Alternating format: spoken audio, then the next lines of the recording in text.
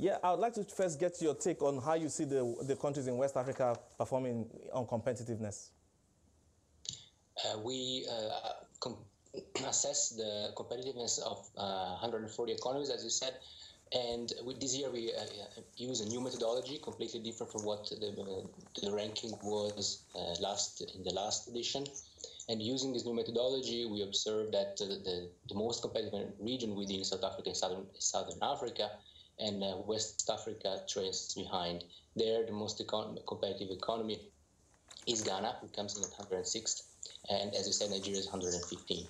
So looking at the performance of the countries, on Ghana, we're looking at very impressive reports. I would like to look at some of the markers here that you use. I would like to start with innovation ecosystem. You know, so how did Ghana perform on this front? I guess I'm talking about Nigeria or Ghana right now. Sorry. No, Ghana first. Since you did first, yeah. Yeah. So, yeah.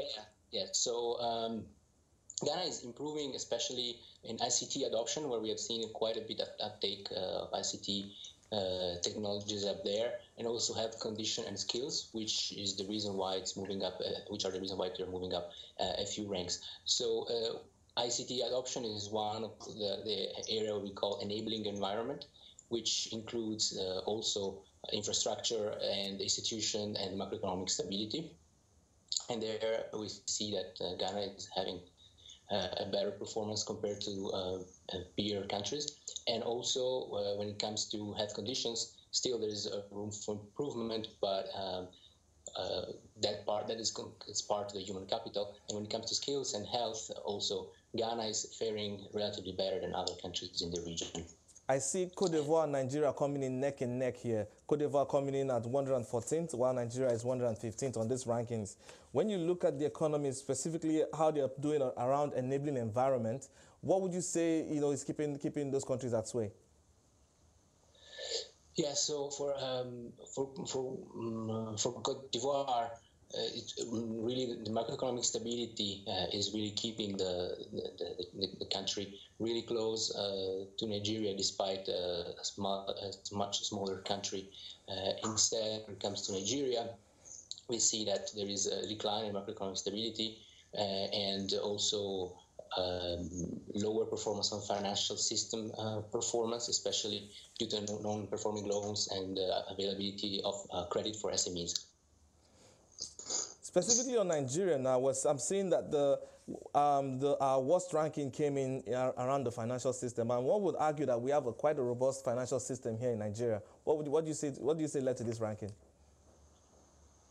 Yeah, Nigeria ranking, as I said, the financial system performance declining, especially because of the spillover effect from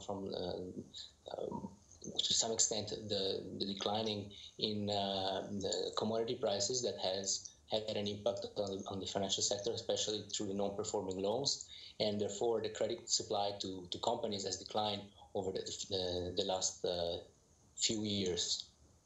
To what extent would you say the new methodology used is affecting how the countries are playing out?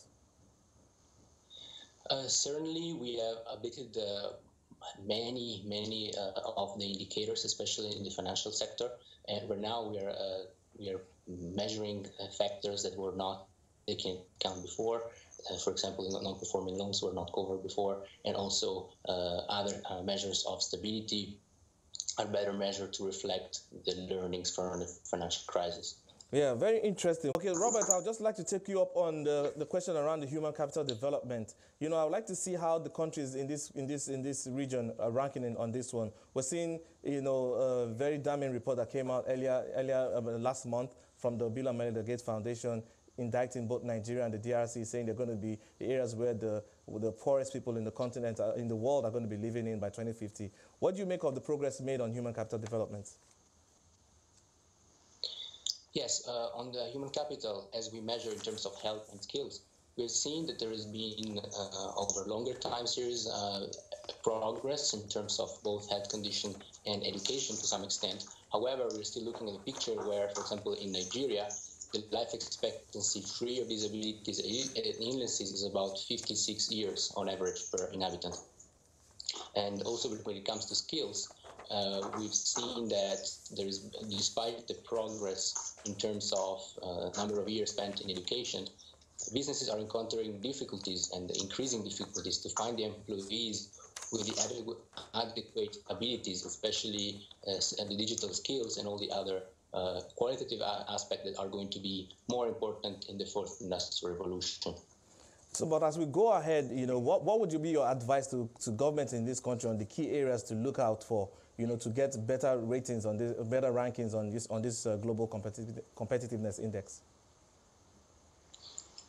The new methodology really looks at all the 12 pillars as an equal component of the economic ecosystem. And therefore, an equal weight to all the 12 pillars. There is a possibility, therefore, for developing countries to leapfrog.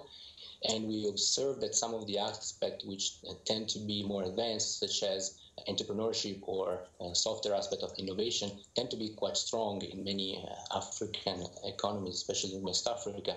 However, what is holding West Africa back is often more traditional aspects such as ICT adoption, infrastructure, and the right skills, as I was mentioning before. All right, then. Thank you for your time, Robert. We'll keep our eyes out and see how things develop as we expect the next set of rankings and as the governments in this region work to get better positioning on this index. That was Robert Crotti, the lead researcher at the World Economic Forum.